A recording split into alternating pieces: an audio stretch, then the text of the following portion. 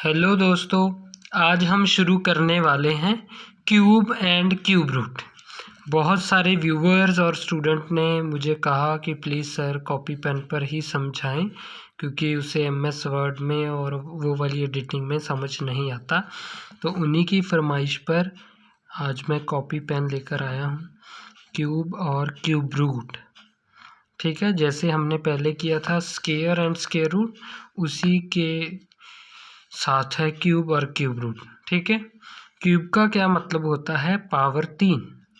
किसी का भी पावर 3 करने पर, पावर 3 का मतलब उसी को उसी के साथ 3 बार मल्टीप्लाई कर दो। 1 1 सा 1, सो आंसर कितना आ गया? 1। ठीक है, अब 2 का क्यूब कितना होगा? 2 इंटू 2 इंटू 2 इज इट 2 2 ज़ा 4, 4 2 ज़ा 8। ठीक है, फिर 3 का क्यूब, 3 को 3 बार मल्टीप्लाई करना है हमें। ठीक है, तो वो हमारे पास क्या आ जाएगा? 27।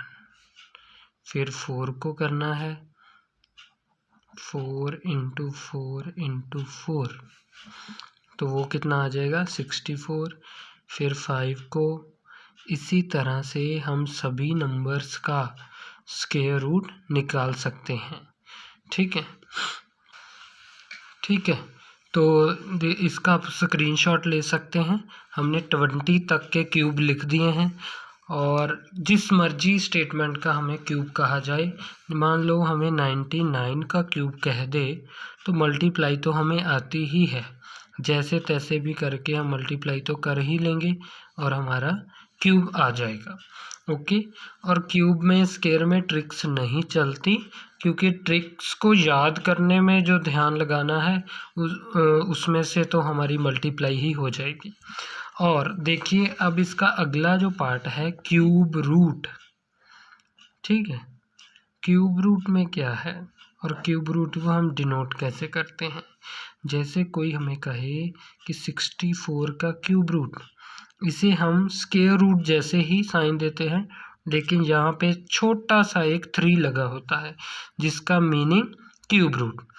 और जहाँ इसे हम डिनोट कर सकते हैं 64 की पावर 1/3 के साथ।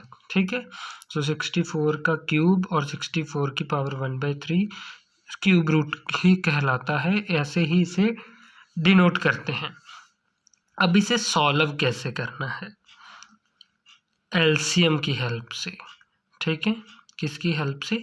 एलसीएम की हेल्प से। सो 64 को हम 2 के टेबल पे डिवाइड कर देते हैं, और कहाँ पे गया? 32 पर।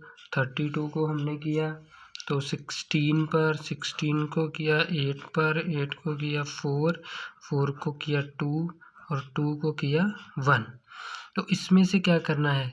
क्यूब है, 3 है, तो पहले 3 2 में से एक 2 बाहर निकालो, और पिछले 3 2 में से एक 2 बाहर निकालो। तो एक 2 तो ये वाला और एक 2 तो ये वाला, तो 2 2 ज़ा 4 हमारा आंसर है। इसका मीनिंग 64 का क्यूब रूट 4 आ गया। क्लियर है? एलसीएम की हेल्प से हम हमारा क्यूब रूट निकाल सकते हैं। ओके, जैसे कोई हमें कहे कि 216 का क्यूब रूट निकालें, सो इसमें कोई बात नहीं है, हम इसका एलसीएम ही करेंगे। 261 का सबसे पहले ये 2 के टेबल में जा रहा है। ओके, सो 108, जब फिर से डिवाइड करेंगे तो 54, फिर से डिवाइड करेंगे तो 27। सो अब करें 3 पर, सो 9 3 ज़ा 3 3 ज़ा 9, 3 1 ज़ा 3। तो अब देखिए, 3 2 में से एक 2 बाहर निकल आया, और 3 3 में से एक 3 बाहर निकल आया। सो ये वाला 2 इंटू ये वाला 3, 3 2 ज़ा 6 आंसर आ गया। इसका मतलब 216 का जो क्यूब रूट आया है वो 6 आया है। इसका यही मतलब हुआ कि हमें किसी भी नंबर का अगर क्यूब रूट पूछे, अगर वो परफेक्ट क्यूब है तो तो हम उसके एलसीएम की हेल्प से क्यूब रूट निकाल सकते हैं। और एलसीएम में हमने क्या ही करना है, एलसीएम में हमें कॉमन निकालने हैं 3 पेयर में से एक नंबर, ठीक है।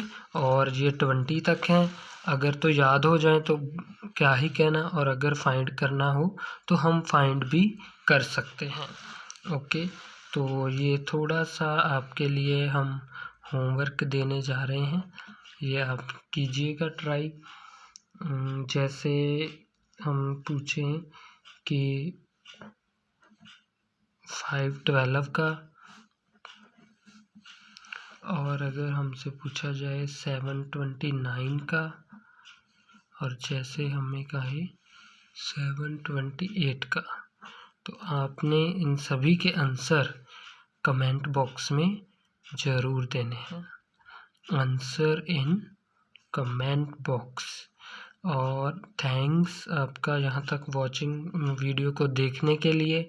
और अगर वीडियो पसंद आई हो तो इसे लाइक करें, शेयर करें और सब्सक्राइब ज़रूर करें। धन्यवाद।